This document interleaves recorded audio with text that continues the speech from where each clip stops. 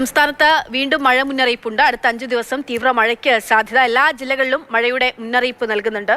വിവരങ്ങളുമായി ഇന്ദുലേഖ രേണുണ്ട്. ഇന്ദു, എവിടങ്ങളിലൊക്കെ ഏതൊക്കെ ജില്ലകളിലാണ് മുന്നറിയിപ്പുള്ളത്?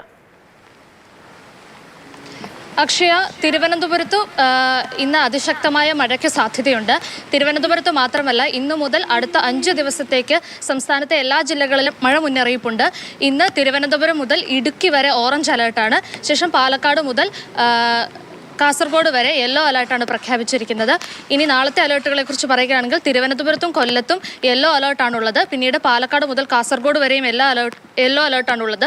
അത് കഴിഞ്ഞുള്ള മറ്റെല്ലാ ജില്ലകളിലും ഓറഞ്ച് അലേർട്ടാണ് പ്രഖ്യാപിച്ചിരിക്കുന്നത്. ശക്തമായ മഴയോടൊപ്പം തന്നെ കാറ്റിനും സാധ്യതയുണ്ട്. മണിക്കൂറിൽ 40 മുതൽ 50 കിലോമീറ്റർ വരെ വേഗത്തിലുള്ള മഴയ്ക്കാണ് സാധ്യത. അതുപോലെ തന്നെ ഇന്ന് തിരുവനന്തപുരത്ത് മഴ തുടരുന്നതിനാൽ അരുവിക്കര ഡാമിലെ നീരൊഴുക്ക് വർദ്ധിച്ചിട്ടുണ്ട്.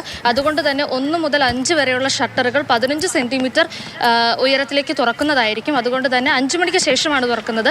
അതുകൊണ്ട് തന്നെ പ്രദേശത്തുള്ളവർ ജാഗ്രത പാലിക്കണമെന്ന് നിർദ്ദേശമുണ്ട്. മാത്രമല്ല, മലയോര തീരദേശ പ്രദേശത്തുള്ളവർ പ്രത്യേകം ജാഗ്രത പാലിക്കണം. മത്സ്യബന്ധനത്തിനൊക്കെ പോരുന്നവർ കരുതിയിരിക്കണം.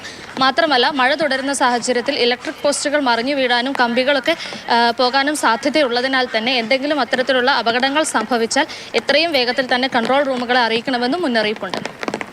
ശരി, ഇന്ദുലേഖയാണ് വിവരങ്ങൾ നൽകിയത്. അപ്പോൾ എല്ലാ ജില്ലകളിലും തന്നെ മഴ മുന്നറിയിപ്പുണ്ട്. അടുത്ത 5 ദിവസം കനത്ത മഴയ്ക്ക് സാധ്യത എന്നുള്ളതാണ് കാലാവസ്ഥാ നിരീക്ഷണ കേന്ദ്രം മുന്നോട്ട് വയ്ക്കുന്ന നിർദ്ദേശം എന്ന് പറയുന്നത്. അപ്പോൾ കൃത്യമായിട്ട് നിർദ്ദേശങ്ങളൊക്കെ പാലിക്കുക. ഇപ്പോഴത്തെ ഒരു സാഹചര്യം എന്ന് പറഞ്ഞാൽ മഴ മാത്രമല്ല, അതിന് പിന്നാലെ കാറ്റൊക്കെ ഉണ്ടാകാറുണ്ട്. കാറ്റ് കൊണ്ടുണ്ടാകുന്ന നാശനഷ്ടം വളരെ വളരെ വലുതാണ്.